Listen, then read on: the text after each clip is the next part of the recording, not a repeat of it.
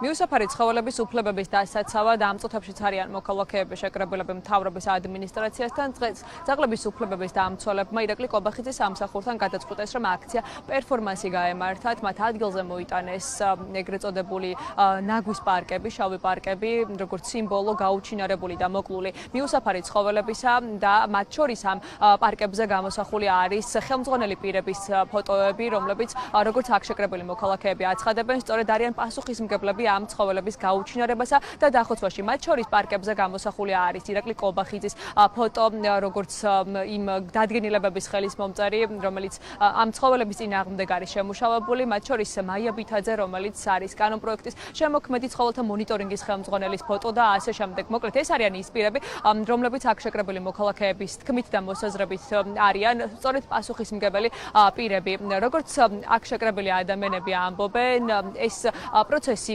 კვლავ გრძელდება, რომ ყოველდღიურად უჩინარდება ათობით მიუსაფარი ძაღლი.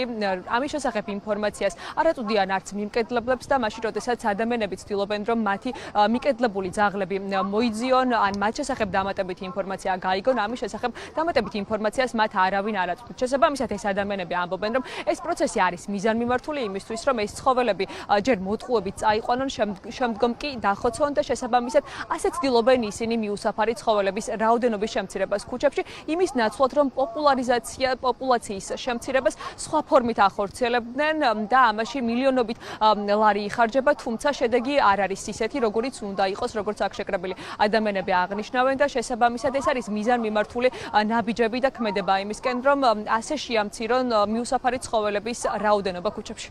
სახელმწიფო რეჟიმი ექცევა მიუსაფარ ძაღლებს როგორც ნაგავს და ამიტომ ამ რეჟიმის ხელმძღვანელების ადგილი არის სწორედ ნაგავში და ნაგვის პარკებზე, იმიტომ რომ თუ არა ივანიშვილი, კობახიძე, კალაძე და სხვები შეუძლებელი იქნებოდა მასობრივი ხოცვა-ჟლეტა, რომელიც გრძელდება უკვე თვეებია. შეიძლება მცირე ხნით მოიტანოს ცხოველთა რაოდენობის შემცირება, მაგრამ საბოლოო ჯამში ერთ-ორ წელიწადში ჩვენ მივიღებთ გაცილებით აგრესიულ, გაცილებით ინფიცირებულ ძაღლების პოპულაციას, რომელიც არ დაინდობს მათ შორის არც ქოც და არც სხვას. პოპულაციის შემცირება არ ხდება სტერილიზირებული და ვაქცინირებული, სოციალიზირებული ძაღლების გაქრობით და შემცირებით, იმიტომ რომ ეს პირიქით იწვევს მეტი აგრესიული ძაღლის დარჩენას, მეტი არავაქცინირებულის, ამას აკეთებს სახელმწიფო იმისთვის მხოლოდ, რომ გაათავისუფლოს ადგილი ახალი გადმოყრილებისთვის და ამ გადმოყრის საწინააღმდეგოდ, უკონტროლო გამრავლების საწინააღმდეგოდ და შესაჩერებლად სახელმწიფო არაფერს არ აკეთებს. მოწყალოთ, ხოცავთ საქართველოში არააგრესიულ ძაღლებს. დღეს გავაკეთეთ ესეთი პერფორმანსი, რომ შავი პარკებზე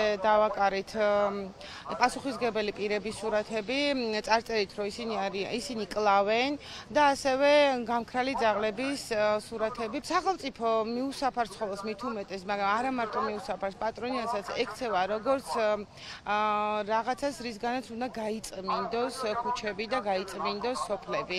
ანუ როგორც ნაგავს და რიგ რეგიონებში ზუსტად რომ გასუფთავების სამსახურს აქვს ეს ჩაბარებული.